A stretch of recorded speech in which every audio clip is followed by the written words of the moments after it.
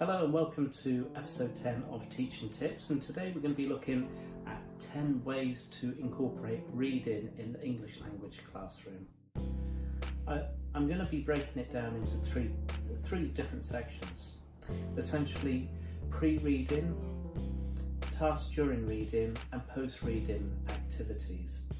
And hopefully these 10 ideas will give you some inspiration or some encouragement to develop your own techniques and tips for incorporating reading in the classroom. And most of these tasks are more suitable for teenage or young adult learners. For very young learners, I'd recommend a variety of different ideas, and perhaps maybe in a future video, if you agree, we could look at reading for very young learners, pre 10 years old or something like that. Anyway, so for pre-reading activities, I'm going to give you 4 ideas that you can incorporate into the classroom. The first idea that I like to do is to try and activate for any idea for before the student looks at a text, is to activate the vocabulary, or what we call the schemata. And for this activity, I would recommend maybe putting some images up about the text that they're going to read, and then you could get the students to predict what they're reading. So that would be the first idea. The second idea, something loosely based on that, is to put keywords up on the whiteboard and for the students to guess from the keywords what the story is about. So those are the first 2 ideas. Okay.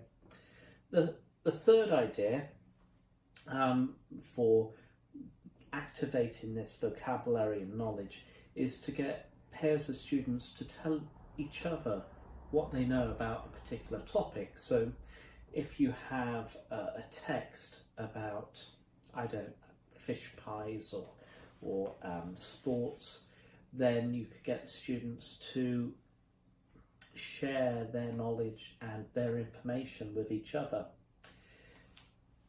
The fourth idea is you could give a quiz about the topic, and the students could try and guess. It could be a quiz with a true or false answer, it could be a quiz with an open answer, and the students could work in pairs or small groups, and they could guess what the answer might be, whether it's true or false, or whether there's a particular answer. And I suppose with this idea, if there's an open answer, they could do a web quest and they could try and find out the information through the internet. Now, for the actual reading itself, there's a couple of ways you can make it a bit more engaging, a bit more interesting. Okay, and for the first idea for a during task or during reading activity, the first idea is a reading relay. Okay, so you could get students paired up, and student A has a list of questions, and they keep that to themselves. They don't show it to their partner, but they read out the question, and then the other student has to run over to the other side of the room, read the text if it's up on the whiteboard or up on a wall. They have to look for the answer, they run back, and then they dictate the answer, and that student writes down the answer. And the best way to set this activity up is to try and demonstrate it. You get a student to act as, asking the question, you run up, you look for the answer, you run back, you dictate the answer, that student writes down, and then you're all set to go. Now, the second idea for during task reading activities is to unscramble text. So you could have sentences all lined up in the text. You could pick up a news story, for example, and the students have to reorganize the sentences. You cut it all up and they unscramble it. You could put it at a sentence level or a paragraph level, and it will make it just a bit more interesting. The third idea is what I call like Jigsaw Blanks, and so it's a very, well, very common activity that a lot of course books or, you know, supplementary books use. And you have the same text, but for different pairs of students. And text A, they have particular phrases or words, information gapped out. But the other student, student B, has that information, but they also have different information missing out. So what I would recommend is for the students to work, maybe group A, they work together and they think of the questions to ask student B, and vice versa, student B, they work together in their little group and they work out their questions that they're going to ask for student B. You pair them up. You don't get them to look at the papers together, you get them to keep it secret, and then they work together to try and find out the missing information. It's just a bit more engaging. I kind of like it. It's particularly useful for, you know, past simple, look at someone's life, where they grew up, and that sort of thing. Okay, now the fourth idea is what I call like grammar blanks. And if you're focusing on a particular grammar point for that lesson, you could focus on articles, you know, a, an, the, or the zero article, or you could focus on past simple, and you could have, you know, all the information gapped out. So if it's articles, all the articles are gapped out.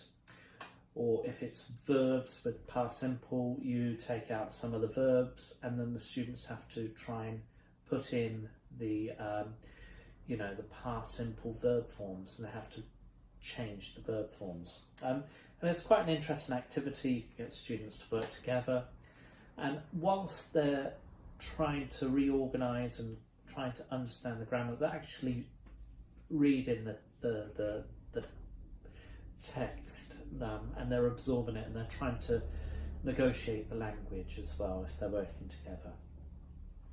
Now, the final two ideas that I've got, so that was 4 for pre-reading, 4 for during reading, and I've got 2 for after the reading, post-reading. Okay, post-reading is just as important as pre and during reading activities, and it's for students to try and retain as much information as possible once they have read a particular type of text. Now, for post-reading, this is quite a nice activity, and I call it Mastermind, you know. And so Mastermind, it's a very popular TV series in the UK, and they have a black chair like this. Okay, and it's the black chair, and someone comes up to the chair, and the host of the show fires various questions about a particular topic that's chosen. Now, for post-reading, for this activity, Mastermind in the classroom, you get students and you say to the students, okay, you've got 2 minutes, 3 minutes to read the text and try and remember as much as possible about what you've read. And you could put them into teams, you could put them into 2 teams, and you could say, right, I'm going to start off with team Alpha, and one student, you come along and you have to sit in the chair, and I'm going to ask you as many questions about what you've read. So that student comes along, they don't bring the text with them, but they keep the text on the table, and then that student has to answer as many questions as possible about that particular text. Okay, and I would always try and write down 20 questions before the class, and once the student makes a mistake or hesitates, doesn't know the answer, you say, okay, go back, next student. And what that encourages for post-reading is for the students to look at a bit more with the text and try and understand the detail of the text. And it's a fun game, but at the same time, they're trying to focus in on the detail. You have 20 questions, you're going to ask the same questions, and the winner of this activity is if that particular student can answer all the questions that you're asking, yeah? So 10, 20 questions, okay? So it's quite a nice, engaging, interactive activity. It's very competitive, but it encourages detailed reading and retention of information. The final tip or final idea that I recommend is for students to create their own questions, their own comprehension questions. This is particularly useful if you're preparing, teenagers, adolescents for FIRST or PET and IELTS or those sorts of exams, and you say, okay, you're going to be split into two teams, and Team A, you're going to write down questions about what you've read, and you're going to give those questions to the other team, and the same, that team, you're going to write down questions for the other team. But you have to try and ask questions and see how many that they can answer. You could get them to work together, so Team A, they give Team B the questions and vice versa, and then Team A have to work together to answer Team B's questions. Or, you could get the questions from both teams, and then you could do the Mastermind game that I suggested before. And so you bring a person from Team A, and then you fire questions from Team B, and then if it reaches a point where they can't answer a question, you get Team B to come up, and then you fire Team A's questions and that sort of thing. Okay, so student create questions that would encourage more detailed reading, a bit more understanding about what they're reading, but also the meta language that goes around the reading and the text as well. So those were 10 ideas for reading in the English language classroom, and I hope you've got some nice engaging ideas now to go ahead and put into the classroom for next time. But do you have any ideas yourself with regards to reading tasks and that sort of thing? If you do, please let me know. It'd be great to have your interest and your ideas. And also, if you haven't yet subscribed, it would be great if you hit the subscribe button and hit that like button. I'm almost now at 1,300 likes, or 1,300 subscribers, so it's we're almost there. We're getting there. Please leave a comment and let me know your favourite tasks and ideas. That'd be great. And also, please let me know what you would like in the next episode of Teaching Tips.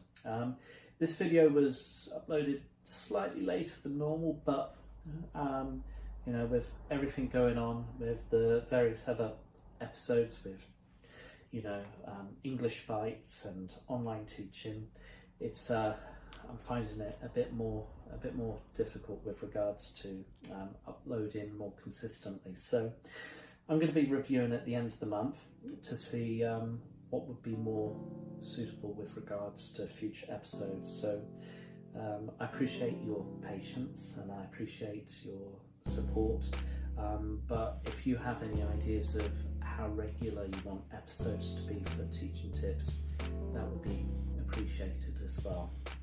Okay, have a great week, happy teaching, and I'll see you next time. Bye bye.